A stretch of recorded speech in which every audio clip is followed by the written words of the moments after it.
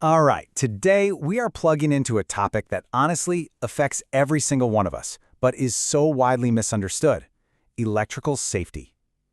We're going to tackle a really basic question that has a pretty shocking answer.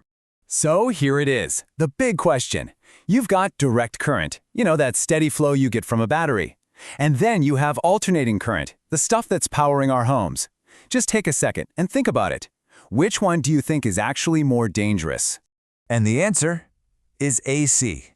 Yep, alternating current. But the reason why is the fascinating part. It all boils down to one very specific detail. And look, we're not talking about some weird, high-tech industrial current here. We are literally talking about the electricity that's flowing through the walls of your house right now. The power charge in your laptop, the power for your lights, it's the frequency of that current that makes all the difference. So what does 50 hertz even mean? Okay, try to imagine the current isn't just a smooth flow. It's more like a vibration. It's grabbing a hold of your muscles and shaking them 50 times, every single second. That's not just one shock. It's this relentless, rapid-fire pulse that our bodies are just not built to handle. And this is where it gets really scary. Here's what happens step by step. That 50 hertz current gets into your body and it immediately forces your muscles to contract and relax, over and over, 50 times a second. So if you grab a live wire, your hand can lock onto it in what electricians call the death grip. You literally can't let go. And while that's happening, that same frantic signal is scrambling your heart's own natural electrical rhythm, which can cause it to just stop.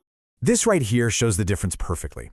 A DC shock is usually one big convulsive jolt. It's powerful for sure, but it often physically throws you away from the source, which ironically might be the very thing that saves your life. But AC does the exact opposite. It holds on tight. That non-stop muscle contraction keeps you connected to the danger, and that's why even lower AC currents can be absolutely fatal. So DC pushes you away, but AC just won't let go. Now you're probably asking, okay, if AC is so much more dangerous, why is it the standard in our homes? Well, the answer is just pure, simple efficiency. It's way easier to change the voltage of AC, which lets power companies send it over huge distances from power plants with very little energy loss. It basically won the war of the currents because it was practical, not because it was safe. So, if you take just one thing away from this whole explainer, let it be this. We always hear people talk about high voltage being so dangerous, but that's really only half the story. The real killer is the current, and specifically, the frequency of that alternating current. It's all about how it hijacks our body's own electrical signals that makes it so incredibly deadly. And that kind of brings us to a really fascinating final thought, doesn't it? We just busted one of the biggest myths about electrical safety. It really makes you wonder, what other basic assumptions that we make about the invisible forces powering our world are just completely wrong? Something to think about. Stay curious.